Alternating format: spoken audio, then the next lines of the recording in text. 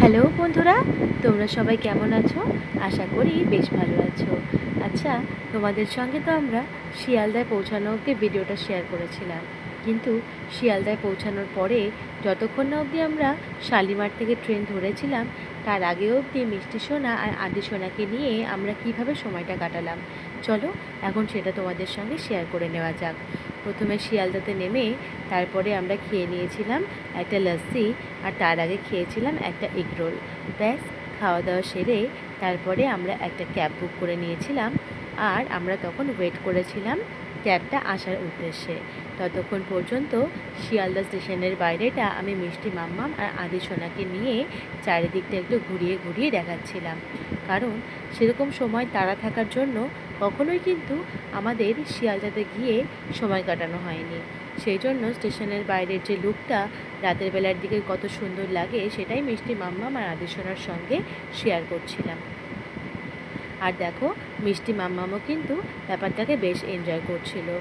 আর এইদিকে তো চোখটা একদম ফেরাতেই পাচ্ছিলাম না।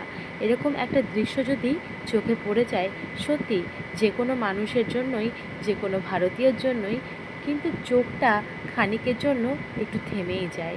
এখানে যেন চোখটা একটু আটকেই যায়। এই হচ্ছে আমাদের শিয়ালদার আউটসাইড লুকটা।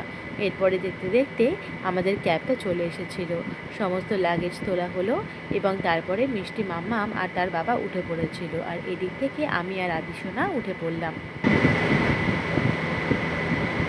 এরপরে আমরা রওনা দিলাম শালিমারে যাওয়ার উদ্দেশ্যে। ট্রেনের মধ্যে কিন্তু আদি সোনা সেরকম কিছু খায়নি। ট্রেনের মধ্যে বলতে লোকাল ট্রেনে, কারণ আমার আদি সোনা কিন্তু ফিডিং বোতলের যে ফর্মুলা মিল্ক আছে সেটা খেতে পছন্দ করে না।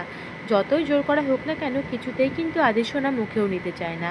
শুধুমাত্র ফিডিং বোতলে আদি সোনা জলটা খায়, এটা একটুখানি শান্তি। এরপরে আমরা পৌঁছে গিয়েছিলাম শালিমার স্টেশনে। সেখান থেকে নিয়ে নিয়েছিলাম একটা কোক। এরপরে আমরা এই যে এসকেলেটর এখানে করে উঠছিলাম আমাদের যে গন্তব্যস্থল, আমাদের যে গন্তব্য স্টেশন সেই দিকের উদ্দেশ্যে। এই যে আমাদের ট্রেন এসে দাঁড়িয়ে রয়েছে, আমাদের কিন্তু এখন থেকে যাত্রা সফর শুরু হলো। প্রথমে মিষ্টি মাম্মাম আর আদি সোনার বাবা উঠে পড়েছিল এবং তারপরে আমি আর আমার আদি সোনা উঠে পড়েছিলাম।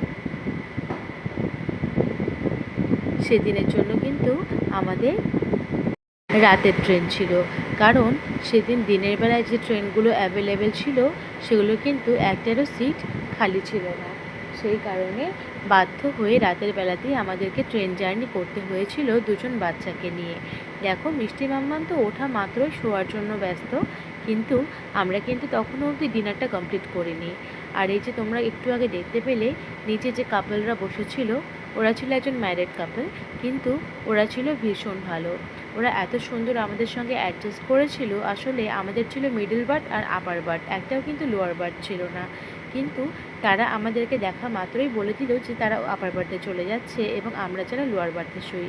তারপরে আমরা খুব সুন্দর করে ট্রেন জার্নিটা কমপ্লিট করেছিলাম এবং মাঝরাতে আমরা 2টো নাগাদ নেমেছিলাম জাজপুরে। তারপরে ভোরের দিকে লোকাল ট্রেনে করে জাজপুর থেকে আমরা নেমে গিয়েছিলাম ধানমণ্ডলে। এই হচ্ছে ধানমণ্ডলে নামার পরে সকালের দিকে আউটসাইড লুকটা।